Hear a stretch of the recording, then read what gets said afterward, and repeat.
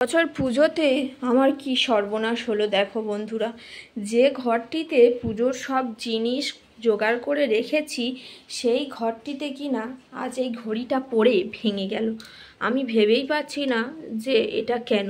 কাঁচ ভাঙা তো অশুভ, সবাই জানো তোমরা, কিন্তু এই ঘড়িটা উপরে তোলা ছিল, অচল ছিল, তাই খোলা ছিল, খোলা অবস্থায় ছিল, তোলা ছিল। বাট এই ঘড়িটা আমি সকালে উঠে ঘরে যখন এসছি দেখতে যে সব কিছু ঠিক আছে কি না, এই ঘরের মধ্যে দেখো এখানে কিন্তু সব বাজার হাট, এই হাঁড়ির মধ্যে সমস্ত মশলাপাতি, এখানে নতুন বালতি করা যেগুলো আমাদের কিনতে হয় সব কিছুই কিন্তু এখানে কেনা হয়ে গেছে আমাদের। আর এখানেই কি না এই দুর্ঘটনাটা ঘটতে হলো।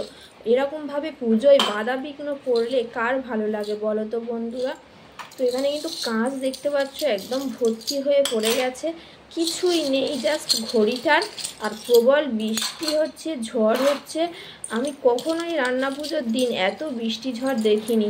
ছোটোবেলা থেকে যখনই প্রচুর বৃষ্টি ঝড় হতো মা, ঠাকুমা, জ্যাঠামারা বলতো যে মা সব ঠিক করে দেবে, দিনের দিন দেখবি ঠিক বৃষ্টি হবে না।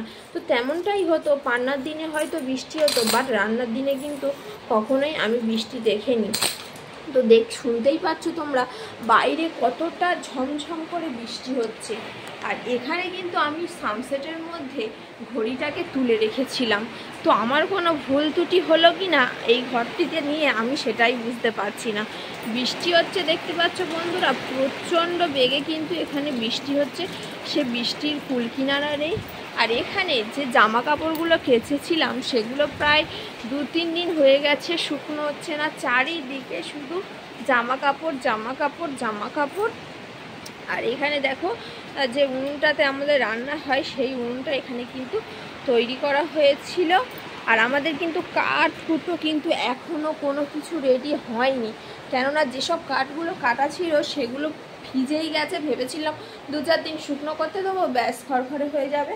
বাট যেদিন থেকে বাইরে বার করেছি সেদিন থেকেই বৃষ্টি হয়েছে, সেগুলো একদম ভিজে অবস্থায় আছে, ঢাকা দেওয়া আছে, বাট তাও ওটাতে রান্না করা যাবে না। এখন কাঠও নেই, কী হবে ভেবে পাচ্ছি না। তার মধ্যে সকালবেলা এমন একটা অশুভ ঘটনা, কি করলে বেটার হয় তোমরা কেউ প্লিজ কমেন্ট করে জানাও তো।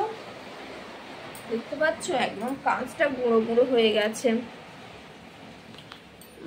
মাকে আমি ডাকি, আর কি করব, আমার নিশ্চয়ই কোনো ভুল ত্রুটি হয়েছে, না হলে এরকম হওয়ার তো কথাই না, কি বলো বন্ধুরা।